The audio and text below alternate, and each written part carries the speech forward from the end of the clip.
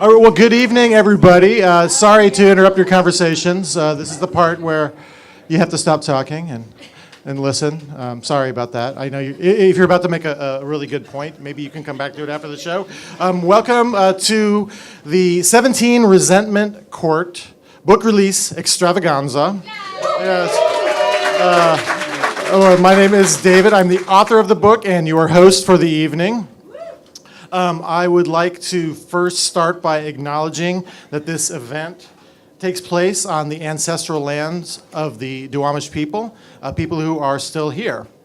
And with that, with that, I have some breaking news from the merch table. So normally the retail price of 17 Resentment Court is $9.99. For you this evening only, that price is $10. And then the reason for that is because $9.99 is a bullshit price designed to manipulate your behavior, and I respect you too much for that. Do you really? I do. Let me know. I'm going to let you know what you're in for this evening. This program is going to be a very zippy 35 to 40 minutes. It'll be divided into 4 parts. The first part is the introductory comments / warming up of the crowd, and that's what's happening right now. So I hope you're feeling warm. It's a feeling that should start in your solar plexus and slowly radiate to your extremities until all of your chakras are open to the waves of poignancy, amusement, entertainment that will shortly be washing over you. Part 2, we will welcome to the stage 3 performers who I will introduce you to in a moment, who will present an excerpt from 17 Resentment Court.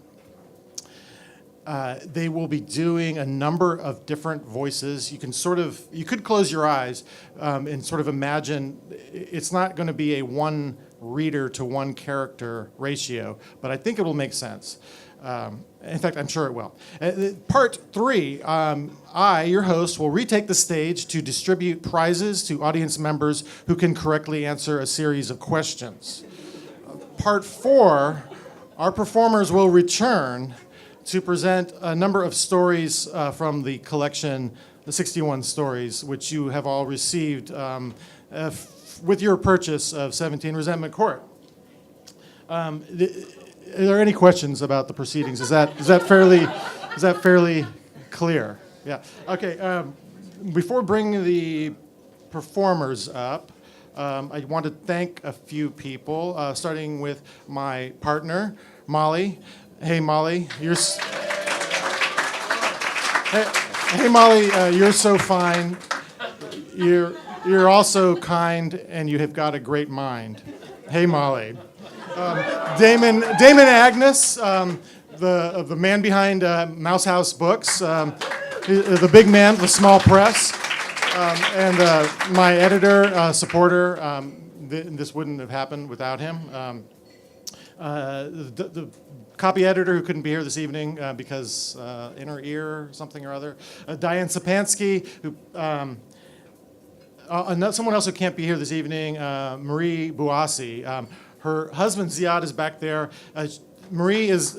You can clap for Ziad. Yeah, that's fine. I'm sorry, I didn't mean to. That one time that was just a one-time thing. Otherwise, feel free to just express yourself freely.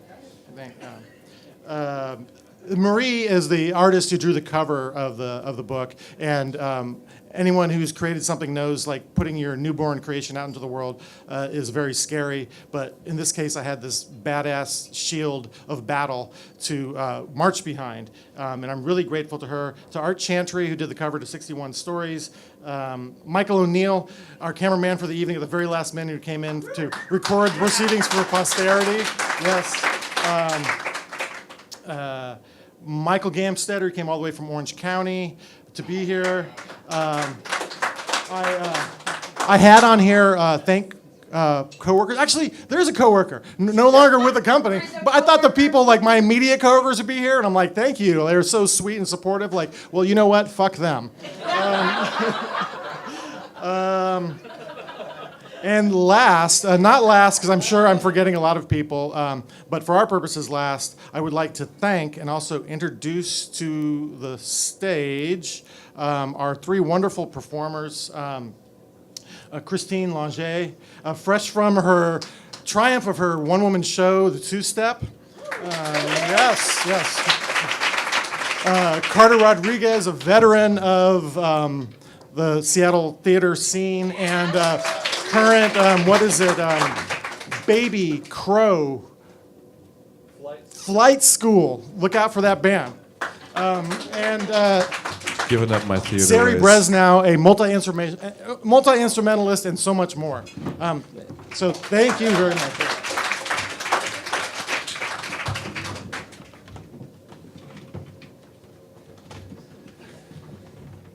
Wait.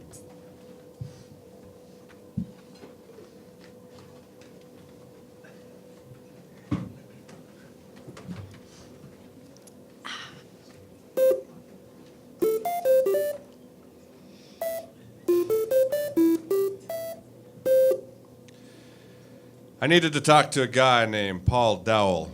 I didn't know where he lived, but I knew where he worked. The Techco Corporation. Paul Dowell, Techco. Now that's a nasty mouthful. I limped to Techco's lobby door. It opened with a sucking resistance. Inside, everything was white. The furniture, the fixtures, everything. May I help you? The receptionist was seated behind a massive white slab. Yes, please. Could you tell Paul Dowell I'm here? A name tag said her name was Darlene. Is he expecting you? Yes, he is. Your name? My name is Pope Smith. My name is Frank Boise, I told her. Her hand paused on the number pad of a phone. May I see some ID, please? I lay down my Boise card. Its best days were definitely behind it. Her eyes tick-tocked from the creases in the card to my face and back to the card. She had the kind of confidence you can only get from recessed lighting. I don't think you're Frank Boise. No, Darlene, I said. I'm a representative of Frank Boise. The police sent me. I'm the display manager for the embassy. Employees dribbled by. Unlike Darlene, they were dressed badly, like they were on their way to clean a garage.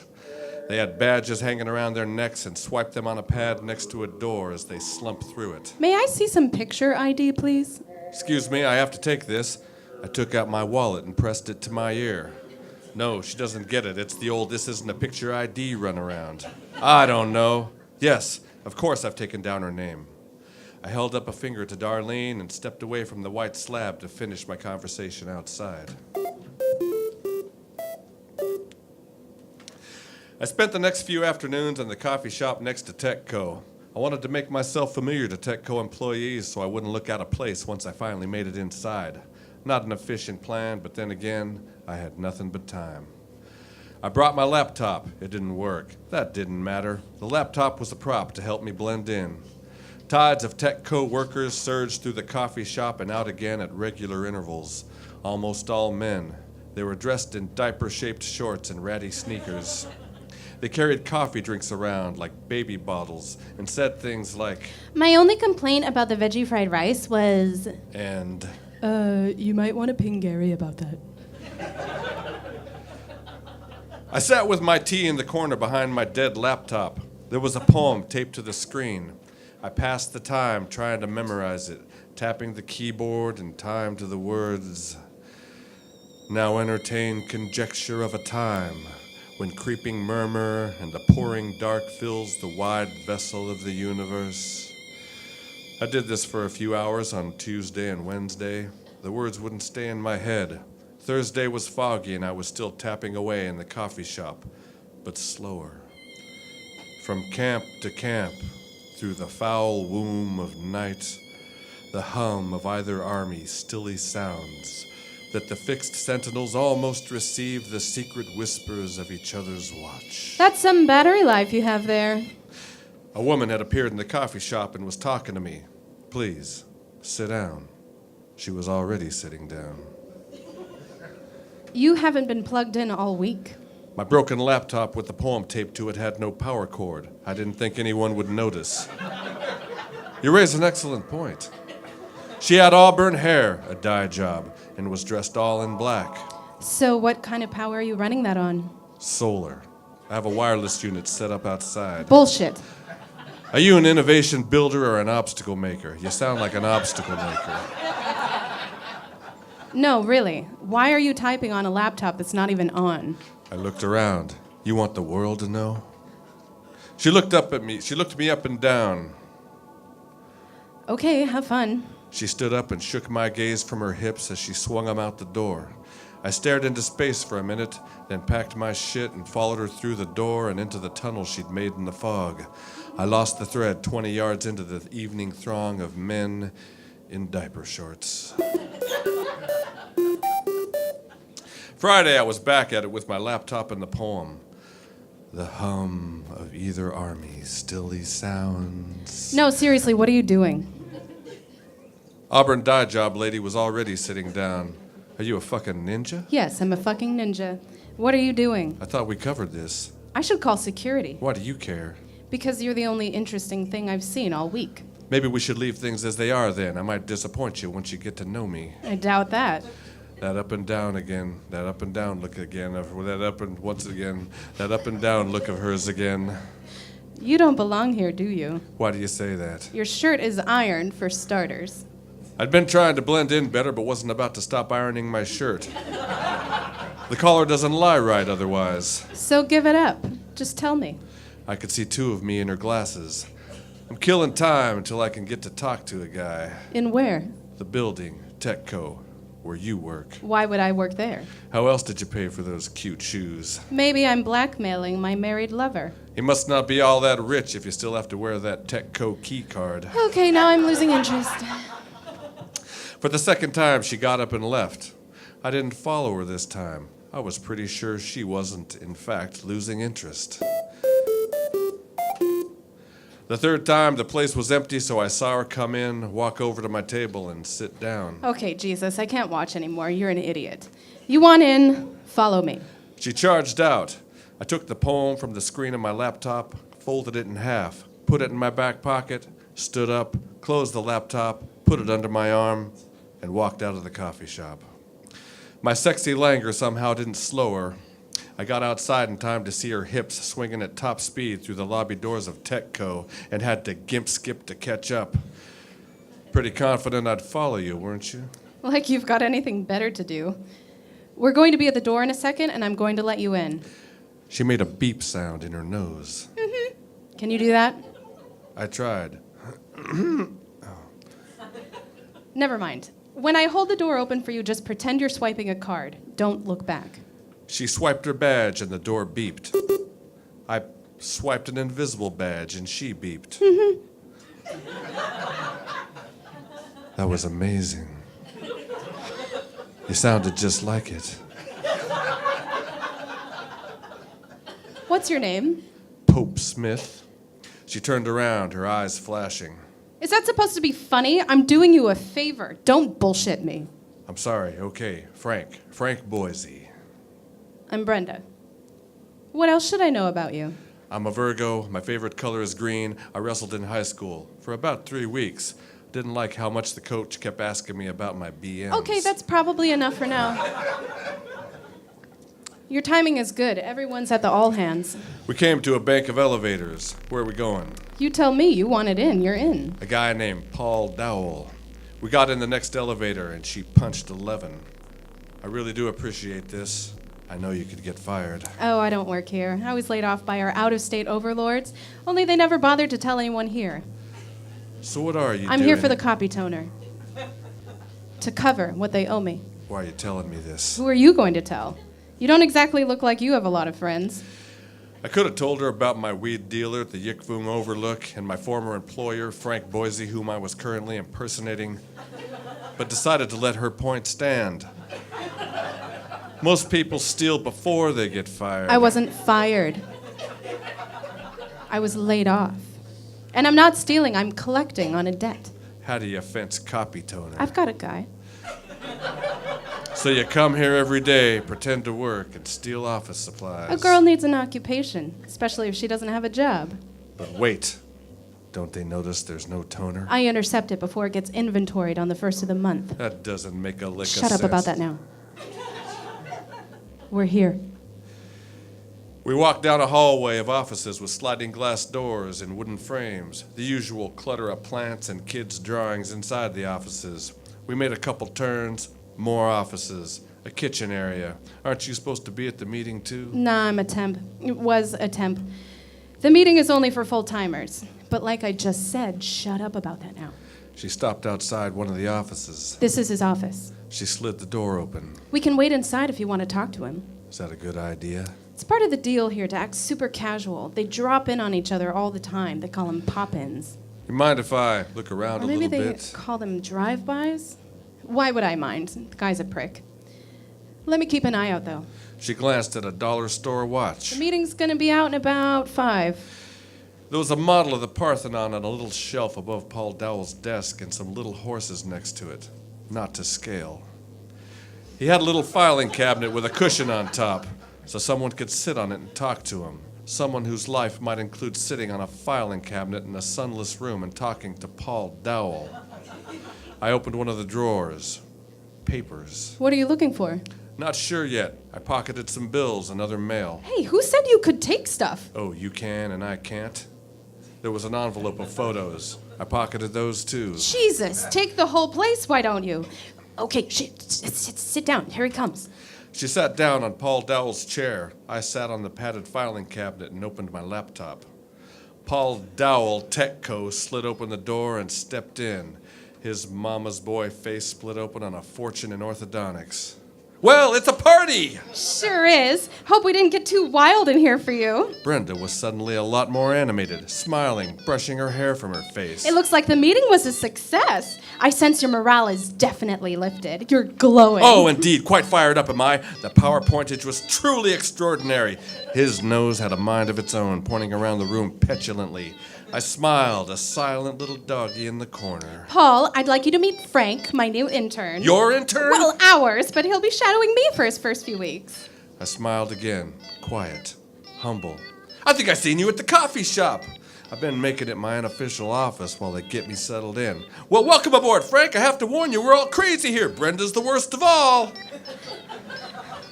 Be nice, Paul. You're going to scare him. So what are you going to be working on, Frank? Another flash of orthodontics. Brenda answered for me. The V-Next refresh that Priyanka is driving. I'm hoping to get a better handle on the paley flames, I volunteered. She murdered me with her eyes and turned back to Paul. We'll let you go. You should get some work done while you're still jazzed up from all that all hands. Yes, after that, who knows? I could do some serious damage. We agreed it was nice to meet each other, then Brenda and I were gone. Got any plans for the rest of the afternoon? I sure as fuck can't come back here to now.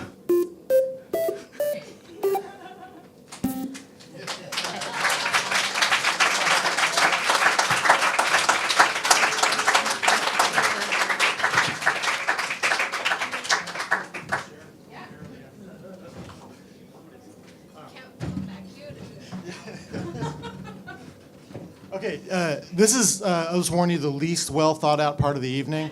Well, I'm going to distribute some prizes, and we'll make it pretty quick. And this might be a good time to change your SD card. So the question is, how many fish are on the cover of the book? And there's no penalty for shouting things out random. 12. No, you are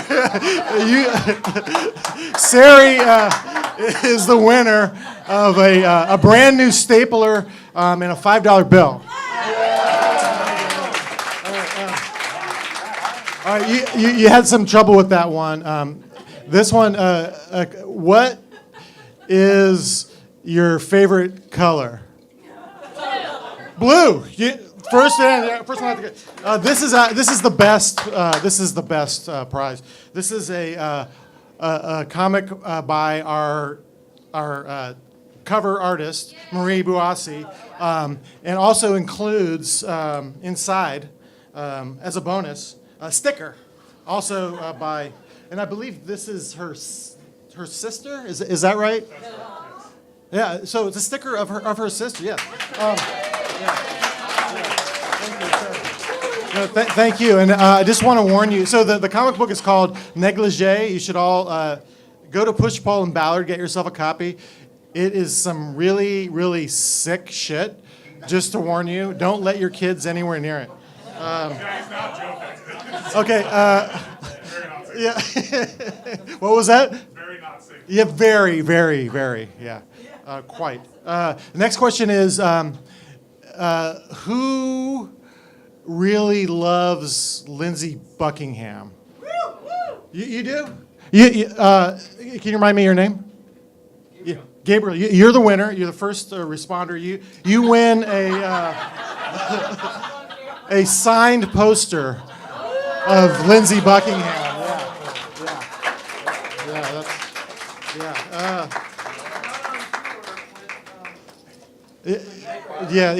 He was fired from Fleetwood Mac. Yeah, I don't know if people are taking sides on that one, but our house we go both ways. We saw Lindsey. We're going to go see Fleetwood Mac both. So the next question: what is 10 plus 5? 15. Yeah, I think that's correct. Yeah, you for being so smart are the winner of a plastic brain. I'm almost out of things here. In fact, yeah, this is the last one. How do you spell rendezvous?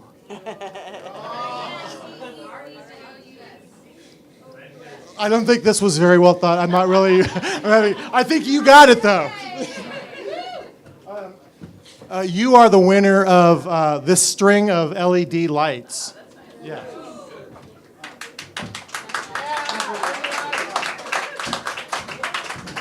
I'm going to bring the performers back, and they're going to do some stories from 61 Stories. But I also wanted to. Is there anything that you guys want to plug at all? Any upcoming shows? Yeah, Yes. sure. Yes. Please. That's awful nice. Yeah.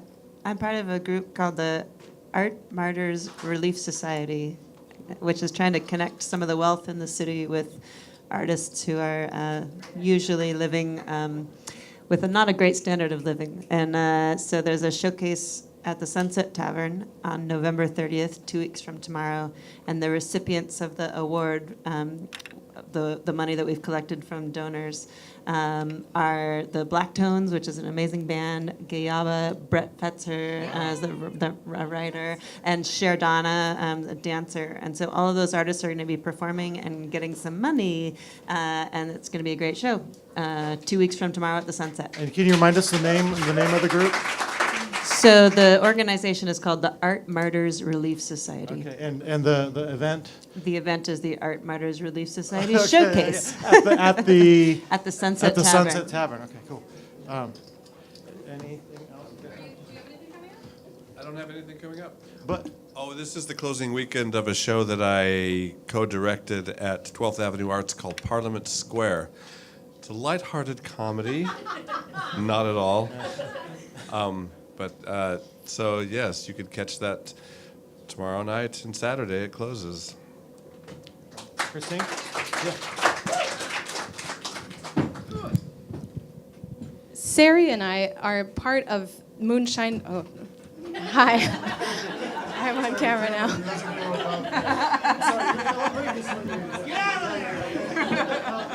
Hi.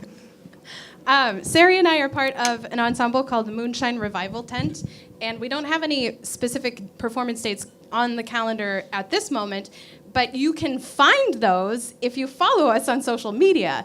The Moonshine Revival Tent is on Facebook and Instagram, and those are our means of communication at this point. Yes, it's storytelling accompanied by a cappella harmony singing. That Sari composes. And Brett Fetzer, one of the recipients of the award money, is the writer of these original fairy tales that we don't act out. We just tell them, like, you're... Kind of like what's happening now. Yeah. It's really good. It's high quality stuff. So Moonshine Revival Tent, go find us. I'm not going to take up any more time before the next performance. I just want to thank all three of these performers again, because we just had one rehearsal, and we're just doing it, and I was just really amazed. It's very moving to me to see them giving all of their creativity and their wit and their talent and humor to this material, and bringing it to life in a way that I never imagined. So thank you guys so much. And with that, So now we're moving on to part 4.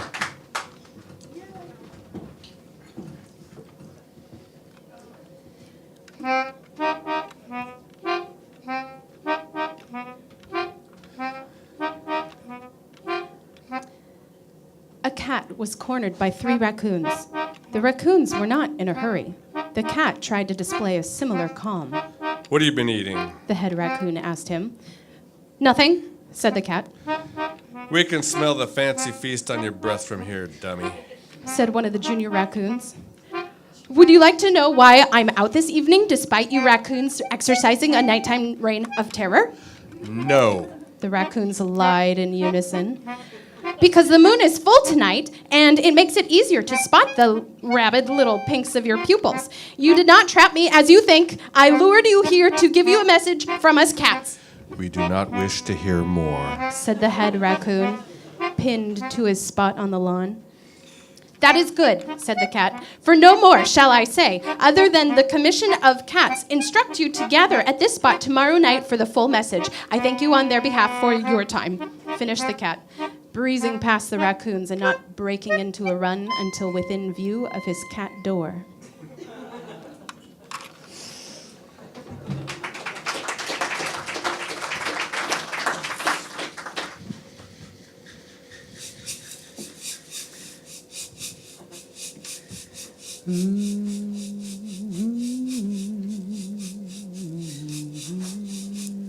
Jesus was hitchhiking.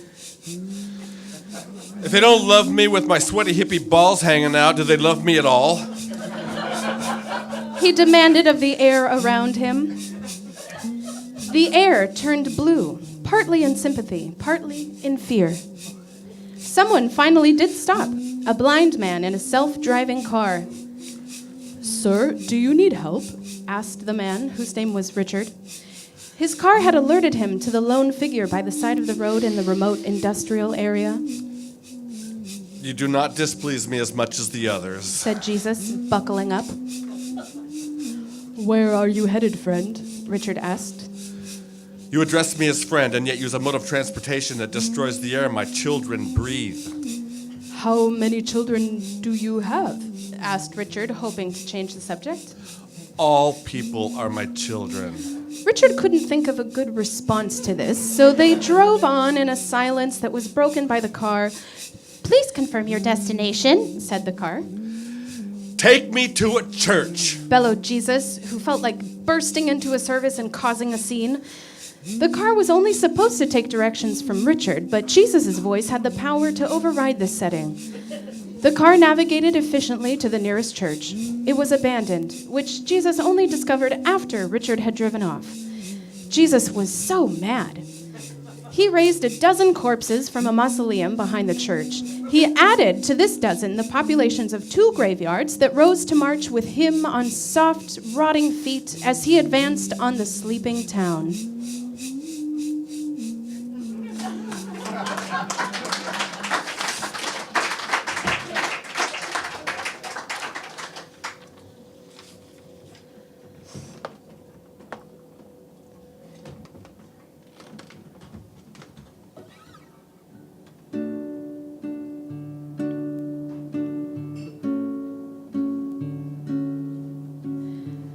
Fact 2. The kitchen is on fire.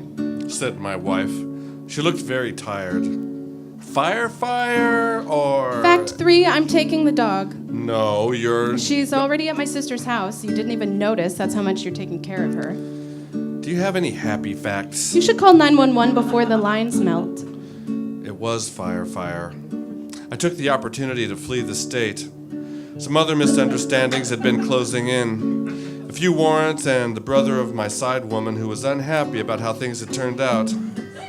Not just the affair with his sister, I had what you can only describe as that guy's drug money stashed in the attic at the time of the fire.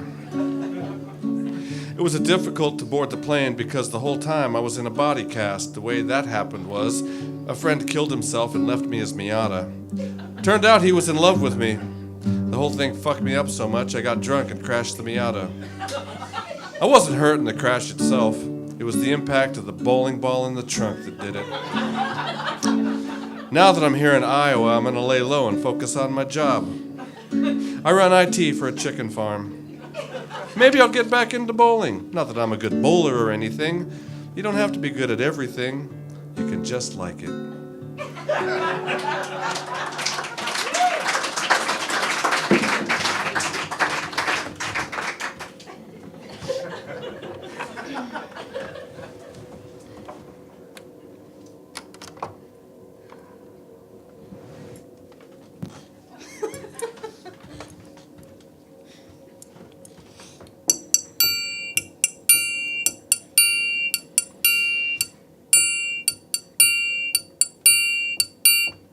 A killer was loose on campus. A severed head had tumbled down the library steps that morning. It was only Dean Baker, so no big loss, but everyone was still on edge, Yeah, Professor. said the resident wise guy when our econ prof asked if there were any questions. How do we know it ain't you doing all the choppy around here? The professor's anger cut through the titters. Nelson, this is no laughing matter. A man is dead. Now's the time to stick together and obey law enforcement. Law enforcement, my eye, said gum-chewing Sandy after class. This is one we have to crack ourselves. They figured out it was the professor after all, Like I said, said Nelson at the award ceremony. all the choppy.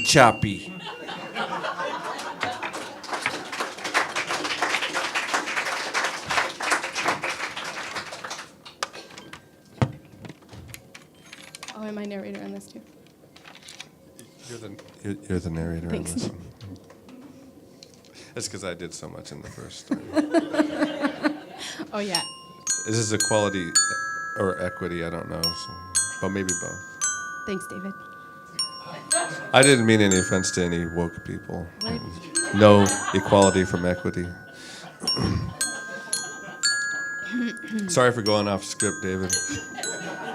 I think he ran away. Are you guys ready? Yeah. Thanks, boss. It was the tallest hill in town, and I had a garden on top. I used the money Mother left me to build a wrought iron fence around it. When people asked me why, I said, to keep you out. My roses deserve better. One spring evening, I sat up there with my vodka lemonade, smelling the breeze and chatting with a wounded bank robber who just managed to scale the fence. What do you think of the Rosa Ingrid Bergmans? I nodded at my crowning achievement. Through teeth gritted in pain, he said, Madam, as much as I prefer the sound of the variety you mentioned, those are, of course, Rosa Mr. Lincoln's, and their beauty is beyond my meager powers of expression. I hoisted him up by his underarms and walked him to my car. I wish you hadn't done that. He said as he collapsed in the back seat. Why? I asked him. His face was very white. Because I was going to die looking at those roses, and now I'm going to die in the back of a Volvo that smells like dog shit. And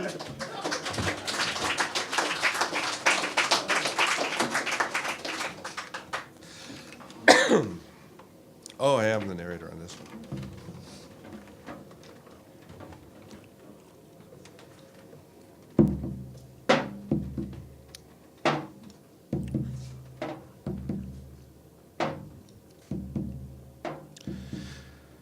There are many things people don't know about my emotional support peacock.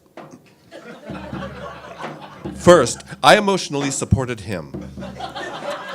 He'd just gone through a painful breakup. A swan mates for life. A peacock will fuck you in the ass, romance-wise. People thought it was cool when Bernie moved in with me. Wow, that's awesome. Your roommate's a bird. Then they'd make jokes about all the newspapers on the floor. Behind his back, of course. but he's not dumb. He picked up the vibe loud and clear. Birds are weird. You're weird. It was a godsend when Bernice arrived in town. A flash of iridescence at her throat, setting the scene in the waiting room of a fortune teller. The number of times I went to that fortune teller so Bernie could chat up Bernice. People don't know how shy he is. It took him like 6 times before he whipped out the tail. But then, it was on, They make a nice pair. said Madam Betty. You could trade him to me for 10 sessions. I'm his roommate, not his owner, I said. You say tomato. She said. Then one day, Bernice refused Bernie, She's older than him. said Betty. She's at the point where she can't be bothered. There are other lady peacocks in the sea, I told Bernie, but that wasn't true. She was the only one in the entire tri-state area. Birdie treats, planet Earth, nothing could snap Bernie out of it. That's when I tried to take him for a change of scenery, and Delta humiliated us all, and you thought it was hilarious. Well, I got a message from me and Bernie. Fuck you. Fuck all you with a sharp stick.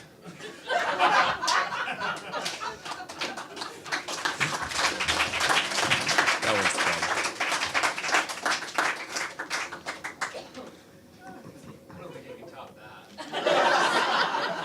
We have 2 more. We're gonna try. We're gonna try. Wait, 3 more, right? 3 more.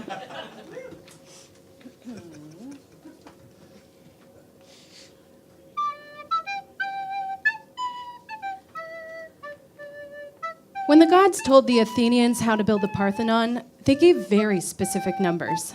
8 columns here, golden rectangle there. I don't get that level of detail. I'm pretty much bumbling through. But I've picked up a few things. Last week, some Spartans wanted to know if it was a good time to attack the enemy. Here's a tip for all of you budding young oracles out there. It's always a good time to attack the enemy. That's what men want to hear. Get them pumped up enough to do with Ooga Booga from Demeter, and you can levy any kind of consultation tax you want. Also, make them sit on stones, and don't go in until their asses are chilled and their torches are burnt down. Not that it's all bullshit. I take care of Goddess in my own way. The altar is always clean and fed with the smoke from goat carcasses. It's just that I have to be practical. I don't have a security detail like those prima donnas at Delphi. When things get dodgy, I have to take care of myself. Like when this party of drunken soldiers came in the other day, they all shouted questions at the same time while I tried to maintain the sacred atmosphere those fucking dipshits were paying for.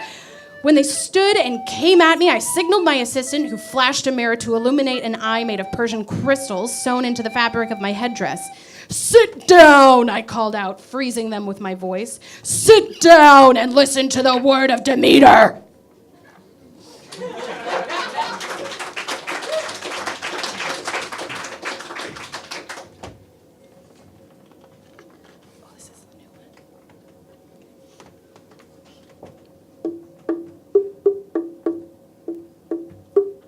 The man in charge of the hydraulics that made Garfield lift lasagna to his mouth was taking the float for a midnight test drive around the block. He was making his second right when he was hit by a cabulance. The man climbed down from the float, and a woman emerged from the back of the cabulance whose driver sprinted off. Why are you in a cabulance if you can walk? Asked the man. People have lots of reasons why they want to be physically picked up and placed in a vehicle, she said. They do. You have a lot of questions for someone who just came out of Garfield's asshole. Where did your driver go? Some people don't like cops. He keeps stuff for mimosas in the back. Want one? He looked at Garfield's head hanging at a crazy angle. Yes. The mimosas were in cans, but the man was only a little disappointed. What are we gonna do now? He asked her. I already called my backup cabulance. I'm sorry about your float, though. I'm not. It represented futility. Is that right? The woman's ride arrived, and the man walked alongside as the new driver picked her up and carried her to it. Think about it. He said. Garfield lifting lasagna to his mouth over and over, but never eating. Every downward motion of the fork, another stab of failure. Well, she said, patting his face through the window as her backup cabulance pulled away. It looks like your life just got better then, didn't it?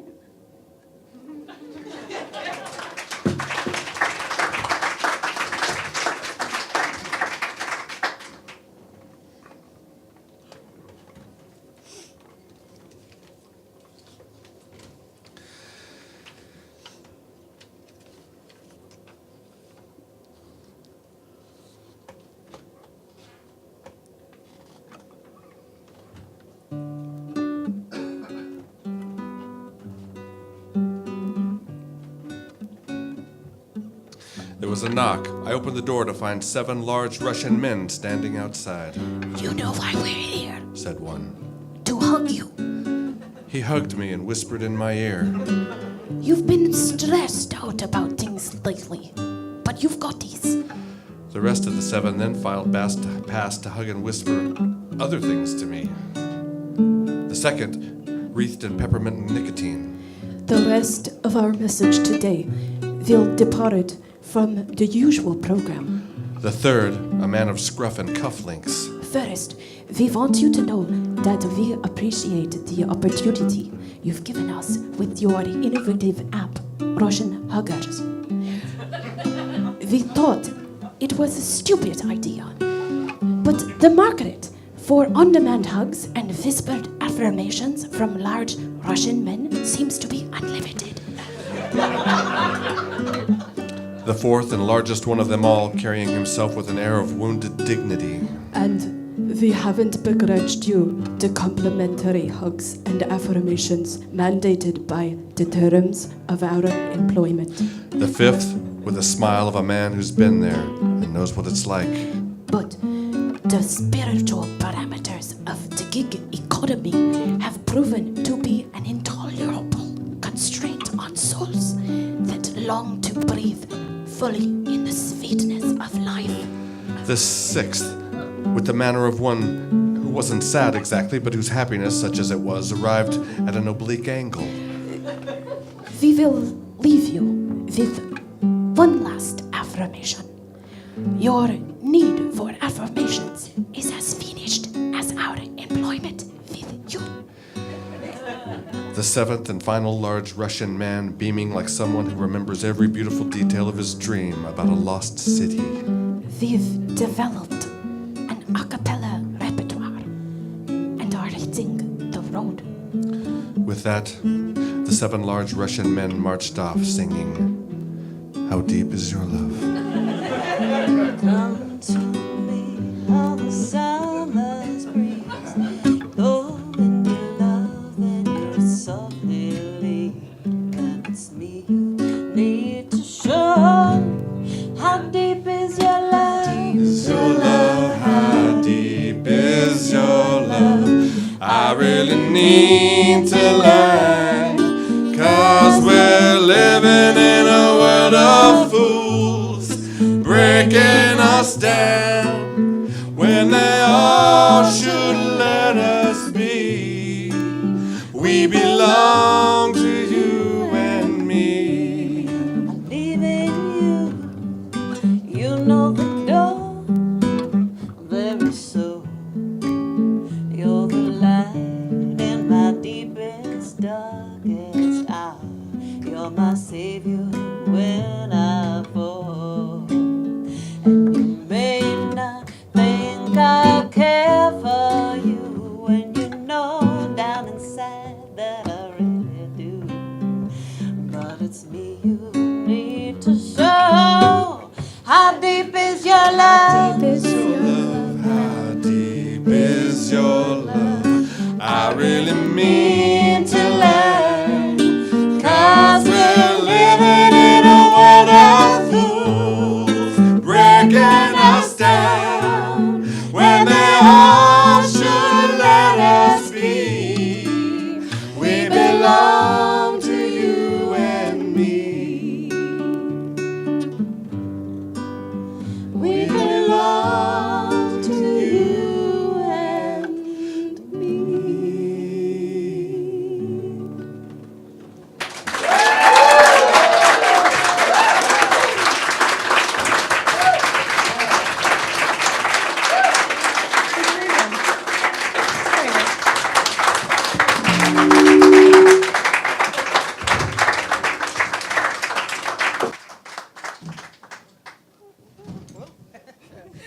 Thank you guys so much. Thank you. That was beautiful. I'm not really going to say anything else other than I'll just wreck the mood that we just created. But I've already started anyway, so I'll just say we need to reach at least an $800 threshold of the drink total and food, and we're at about 450 right now. So if you are thirsty or hungry, I would encourage you to because we're paying for it either way. So, thank you again.